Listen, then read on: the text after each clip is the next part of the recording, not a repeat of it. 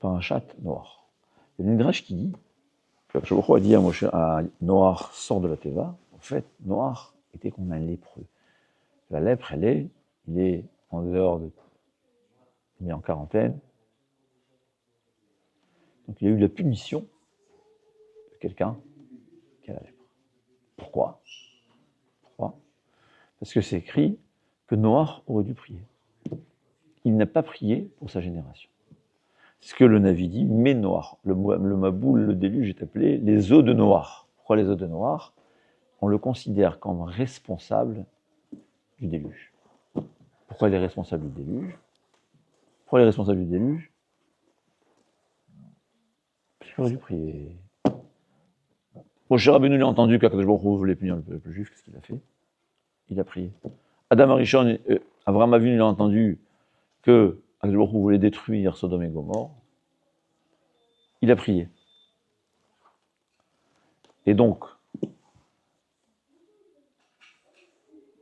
Noach, on lui reproche de n'avoir pas prié. Au point où on appelle le déluge sur son nom comme si on était responsable du déluge. Premièrement, on voit combien c'est important de prier pour les autres. Pour Am Israël, on a des voisins, des connaissances qui sont malades, qui sont en difficulté. On a une obligation de prier pour eux. Il y avait les otages, on aurait dû prier chaque jour. Alors, ceux qui étudient la Torah, c'est équivalent. Mais, il faut tout le temps prier pour Am Israël.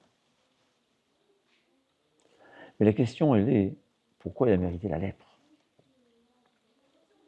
Parce qu'il n'a pas prié, il mérite la lèpre. Alors, il y a deux réponses. Il y a la réponse de Rav Eliashiv. Rav Eliashiv, il dit que la Gemara dit que la lèpre vient pour la punition il y a une liste de fautes, que la punition, c'est la lèpre. La plus connue, c'est la shonara, la mauvaise langue. Mais il y a aussi une réponse, la Gemara dit Rotser. Un assassin, personne n'a vu ni connu, peut-être ça peut être un assassin, c'est pas seulement tuer. Il a fait honte à son ami au point où il a humilié en public, c'est comme tuer aussi. Ouais. Il a posté une photo sur Instagram qui a fait honte à son ami, ça s'appelle tuer. C'est même pire que tuer, comme la Torah nous enseigne. Il va mériter la lèpre.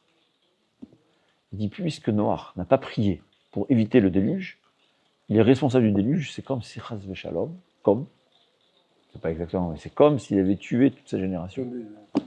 Donc il méritait la lèpre pour être pardonné. Mais le Shem Mishmuel, il est intéressant, il dit, la shonara, c'est pas seulement la shonara. La shonara, c'est-à-dire la mauvaise langue. Mais toutes les fautes de la langue sont incluses dans la shonara.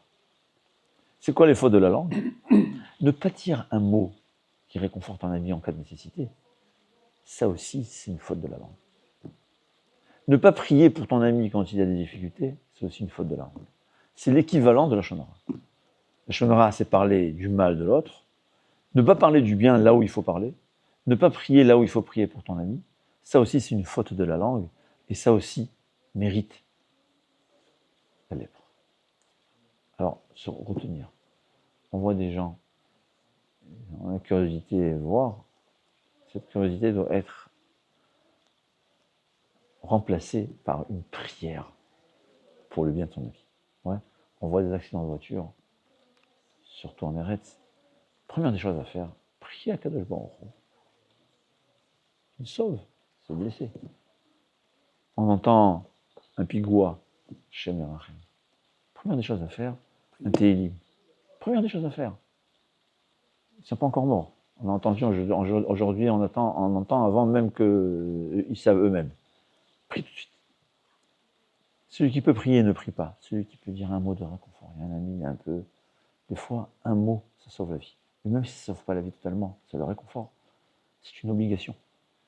Et quelqu'un qui n'utilise pas sa bouche pour réconforter les autres, c'est comme du lachon hara par lui-même.